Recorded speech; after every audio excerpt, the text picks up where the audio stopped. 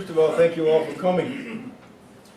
I have an enormous privilege in St. John's, Newfoundland, that in 1978, an aunt of mine, Anna Templeton, asked if I would dress up in a red suit. I said, no, Aunt Anna, because I can't find anything that would merit that role. But you didn't say no to my Aunt Anna Templeton. Anna ran the crafts for the province, for heaven's sake. So, and of course they've named the building on Upper Street after my Aunt Anna. So what showed up in my house was a gorgeous red velvet outfit with lamb's wool, trim, prescription glasses, yak hair and beard. Santa was absolutely flawless. That was 37 years ago. And since then, this year, I start each season in the Santa Claus Parade with 48 teddy bears. And at every visit, I give away a teddy bear. I looked on the shelf when I left the house. There are 16 teddy bears left. So I've given away 32 of them so far. And the Santa Claus Parade was only 2 weeks ago. I want to take you inside the world of something tonight, which I've never done before. That you see this on Santa's side, M-A-I-L, but for me, this is either my man sack or my M-A-L-E sack. But there's some interesting things happen in this bag, so I thought maybe normally the little teddy bear is velcroed on in here so that he doesn't fall out of the helicopter. But I wanted to bring along a couple of things. Because there's something in the bag which is critically important to me. So yes, there's glasses in the bag.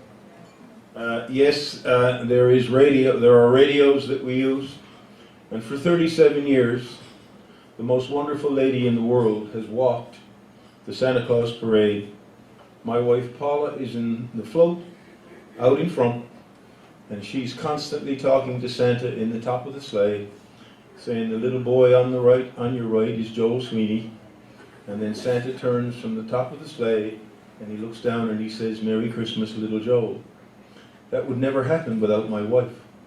And it's really quite funny because weeks later, here's my wife, she's walked 2.5 miles of the parade. I'm only standing up in a sleigh dancing around. And people say to my wife in the supermarket, is your husband tired after the parade?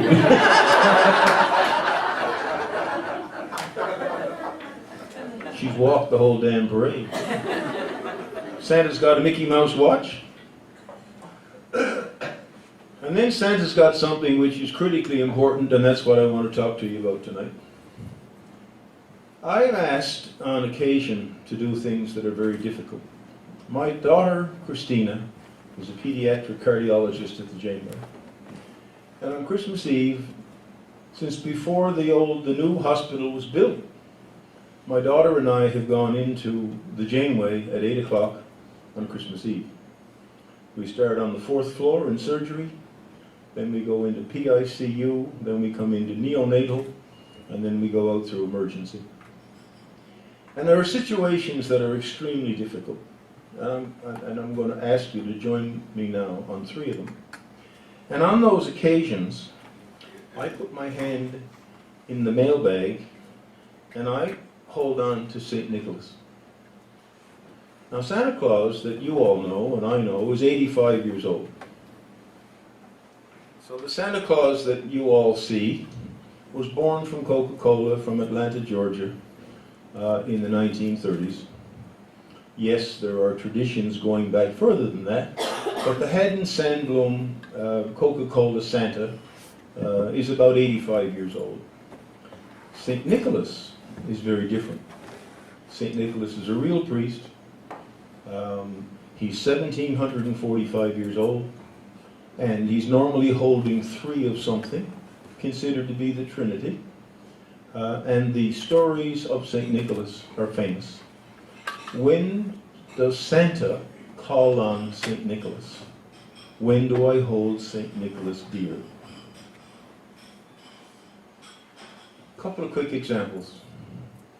The flight to the North Pole was last Saturday. We flew 18 children to the North Pole. 17 of the children were selected by 99.1 Hits FM.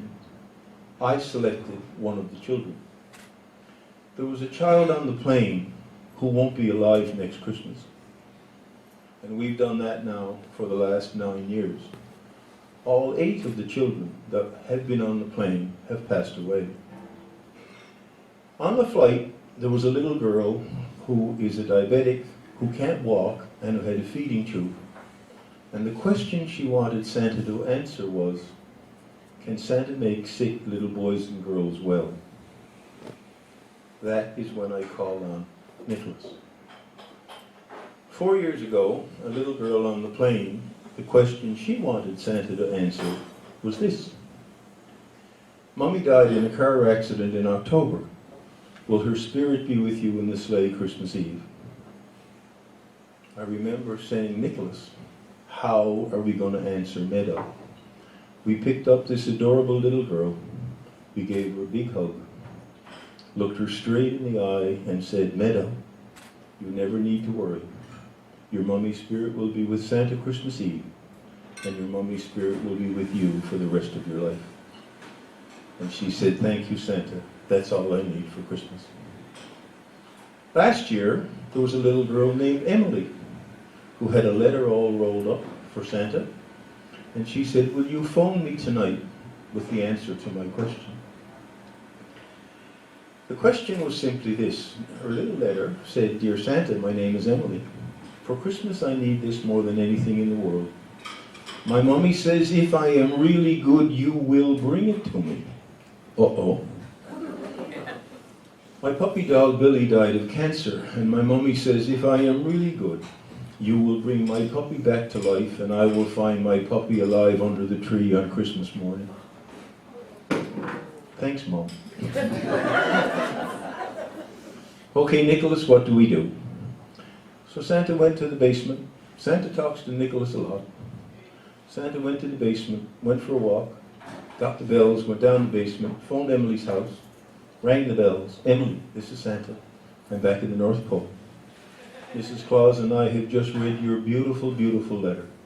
And we looked outside, and Billy is playing tag with Dasher and Dancer and Comet and Rudolph. And you would make our Christmas very, very special if you would let Billy stay here with us in the North Pole. And we promise that we will look after your puppy for the rest of his life. And this little girl said, thank you, Santa. That's a wonderful idea. You look after Billy, and Mommy and I will go to the pound after Christmas and get another puppy. The last story happened on Saturday morning. I left the airport, the provincial airlines. The flight to the North Pole was done. And in order for me to accomplish 48 visits in 23 days, I had 2 today, I had 5 on Sunday, I had 4 on Saturday. And yes, we will be in the Janeway on Christmas Eve. On Saturday morning, I left the flight to the North Pole. The whole thing was done. The plane had taken off from the North Pole and gone back to St. John's. And then my next visit was to Tiffany Village. So we went into Tiffany Village, and we had the breakfast with the kids, and there were grandparents and everything. And then they said, will you come now, Santa? We want to go to the assisted living floors. So the assisted living floors are 8, 4, and 2 in Tiffany Village. We went to the 8th floor and saw some pretty feeble people. We came down to the 4th floor and we came off the elevator. And the attendant came over and said, Santa, come this way quickly.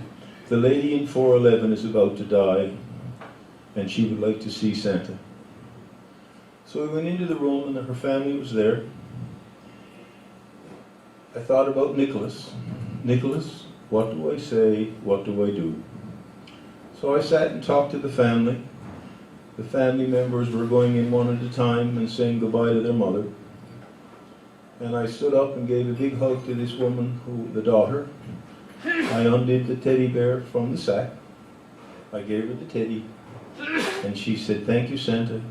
I will go in now and place that next to Mother. The lady died an hour later. So Nicholas is an important part of my life because Santa doesn't always have the answers. But it's through prayer, I can keep the mystery, I can keep the magic, but the ministry of Santa requires St. Nicholas. So I say to you all at Christmas time, please remember that it's your presents, not presents, that count. What's under a tree is irrelevant. Please go sliding with a child. Please make hot chocolate. Please do something. Start a snowball fight. Please. Do something zany. Right? You get one chance to make a memory for a child. So Merry Christmas, and I hope you have a wonderful time with your families. Thank you.